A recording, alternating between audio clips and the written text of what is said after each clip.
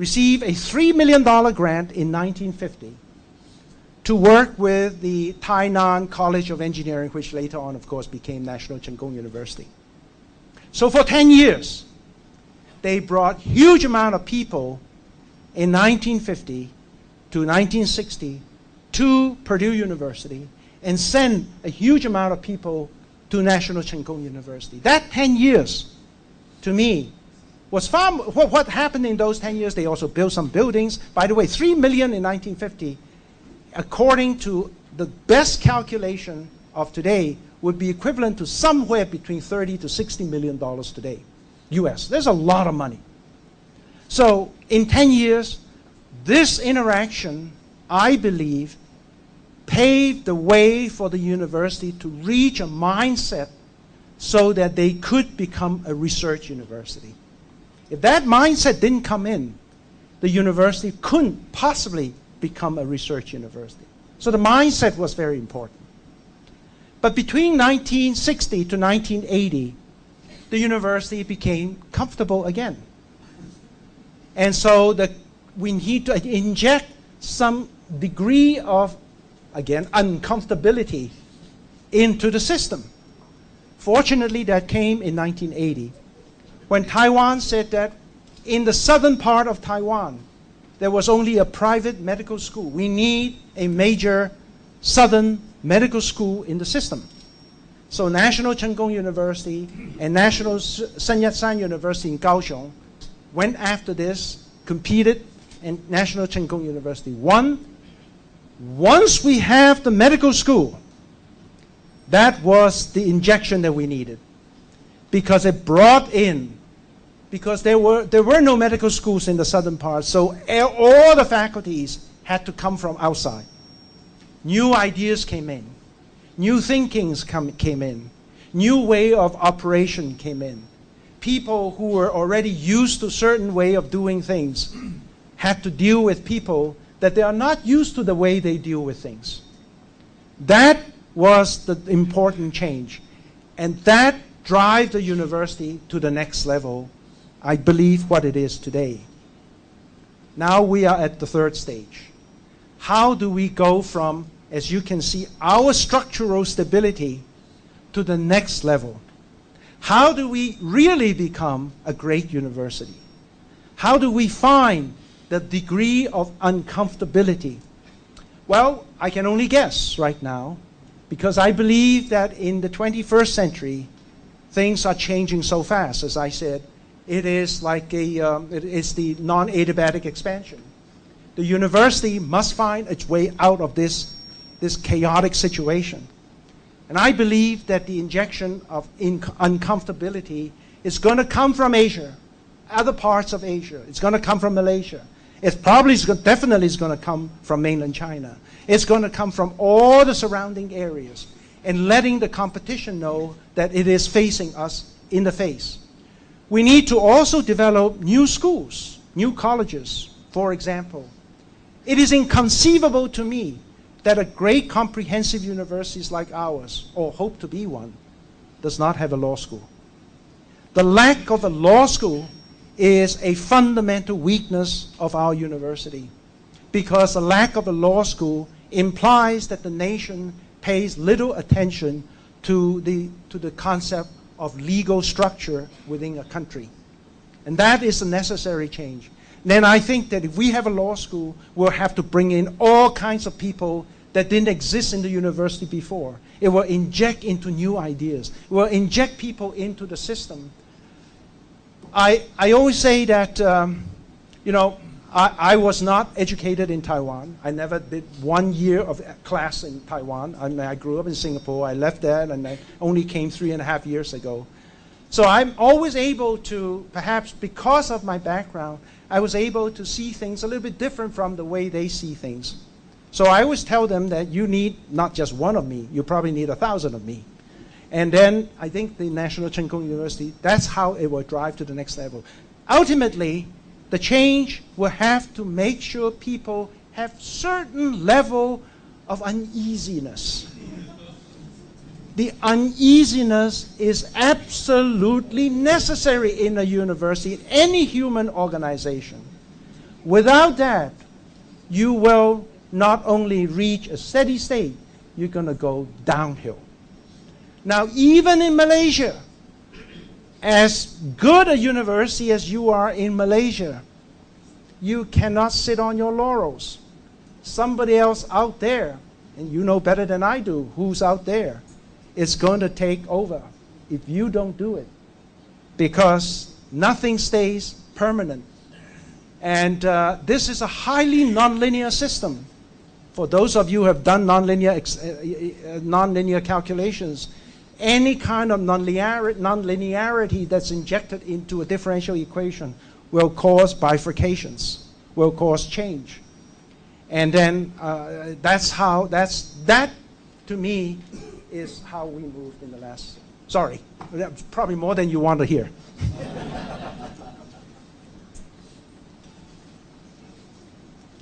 Also, please tell me who you are. I'm Zainuddin. I've met you on my Taiwan trip recently.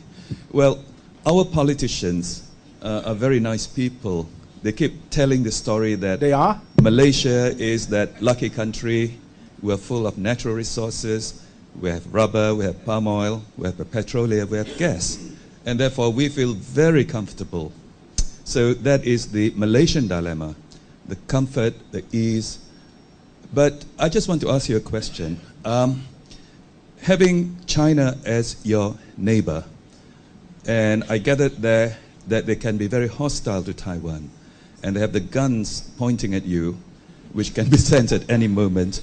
Does that make Taiwanese universities drive themselves to protect themselves for survival and therefore achieve excellence in the universities? Thank you. You asked a core question regarding Taiwan and China. This is not an easy question to answer, but I'll try my best. Yes, you're right. There are 1,500 missiles pointing in Taiwan right now. But I also believe, by the way, that not a single Taiwanese go to bed at night worried about that.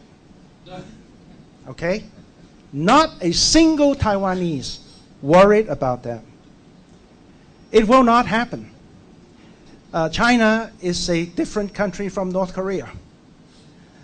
And besides, I also believe, by the way, that those missiles will be moved before the election next year. And it's going to move interior. Why? Because China can shoot anything to within 500 meters of accuracy anywhere they are. They could be in Tibet and they can hit Taiwan. So they don't need to be in Fujian. So missiles, to me, is just there. And it's the same with all Taiwanese. But you point out a much more complicated issue, more than just military confrontation. By the way, not a single week that I go by that I don't have Chinese visitors in my office. Every week we have now. So, and furthermore, I also notice that our Chinese department has actually turned out to be extremely good. Why do I say they're good? What do I know about it? After all, I'm not a Chinese literary expert. But I do know that all the great Chinese departments of great Chinese universities, Peking universities, Fudan universities, Wuhan universities, Sun Yat-sen universities in Guangzhou, they come here all the time. Why? Well, because they said very clearly, during the Cultural Revolution, we were destroyed.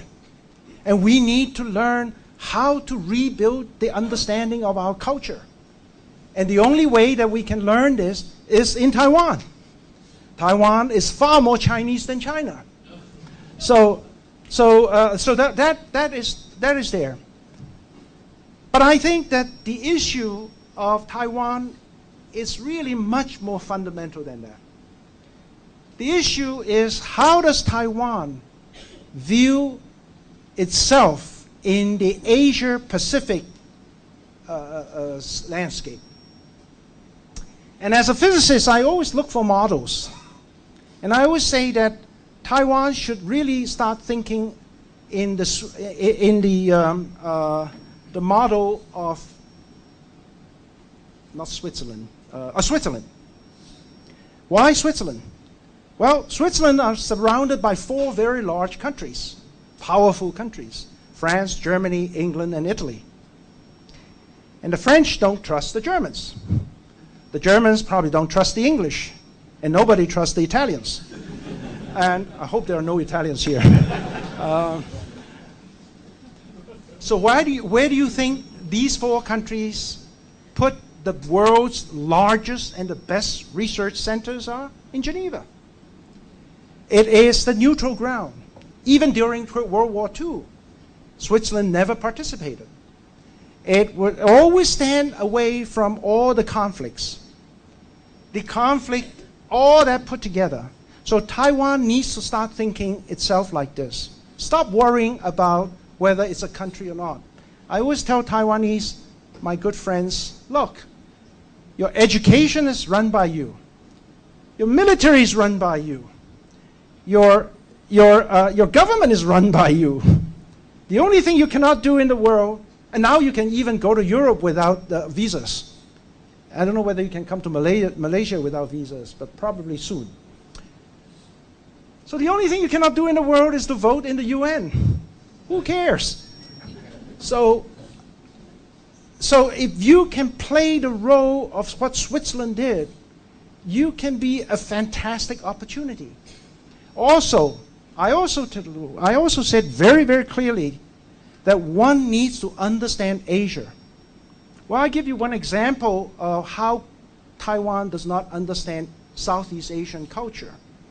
As you all know, that the Southeast Asian Chinese, many of them, their English names, they use Fujian pronunciations.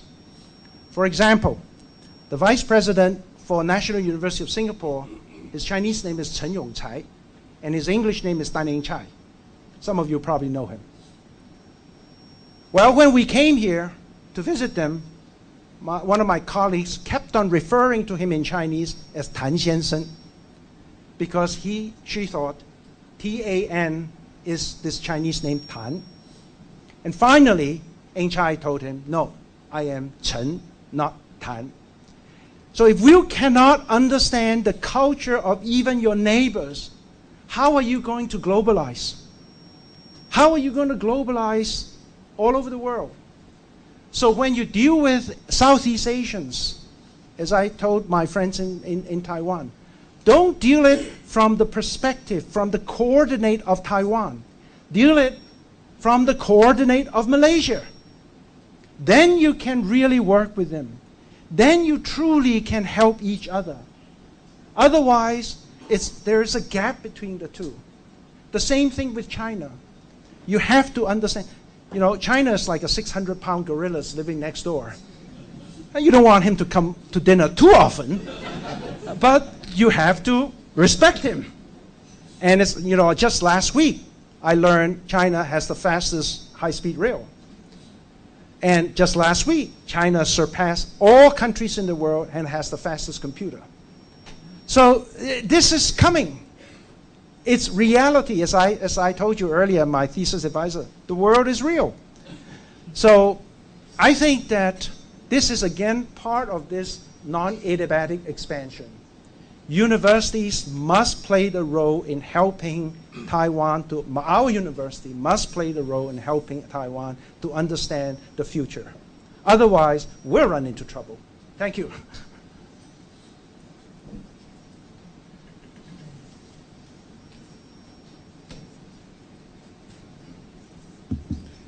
Good morning, Professor Feng. My name is K.S. Balakrishnan.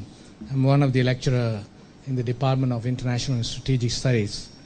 Let me make one or two critical observations of your talk today. One such is that the examples that you gave us to inspire towards this world-class university have been those leaders of knowledge world who were never nurtured in a competitive environment. They were not competing between universities or knowledge world. So the examples you have set, they are archaic, they don't look at knowledge in that sense, but this is the dilemma that we have. Second point I would like to observe is that do we really need to be so competitive, obsessed with competition between university or obsessed with world ranking?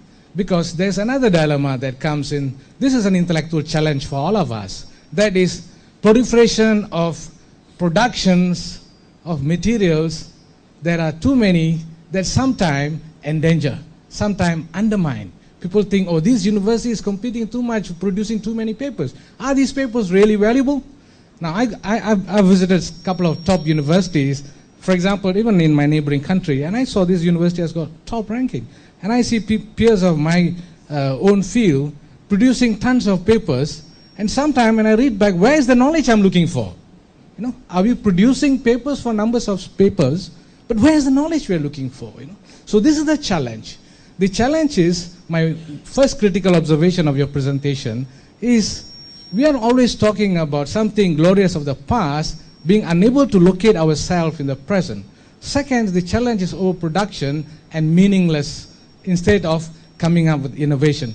Third comment is that, I'm sorry because I'm political scientist, we are trained to be critical theorists, sometimes. Some of my best friends are political scientists. The third challenge is the Asianness sometimes that you're using. We analyze identity, culture, politics, To me, whether Asian or not Asian, that's not an issue. Knowledge is knowledge. There's no identity barrier here. To inspire whatever the best, whichever part of the world, we have to work together and come up. So in that sense, thank you, Professor. You gave us a very inspiring talk. But these are challenges that we face, and we seek your wisdom. Thank you.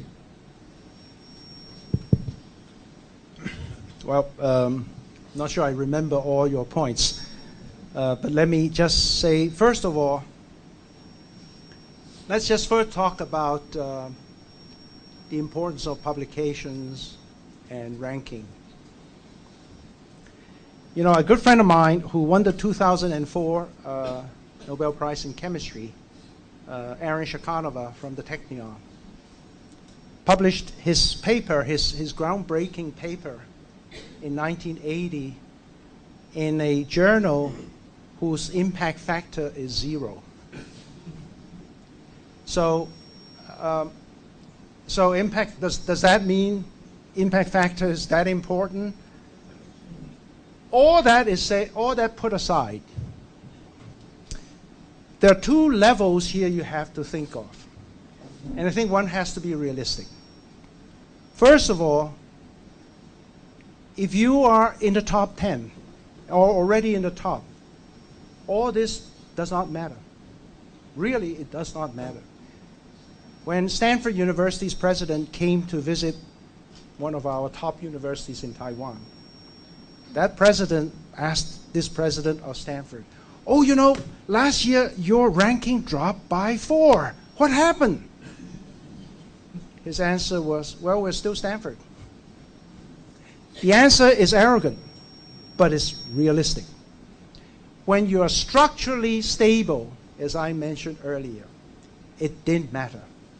You don't even have to pay attention to that.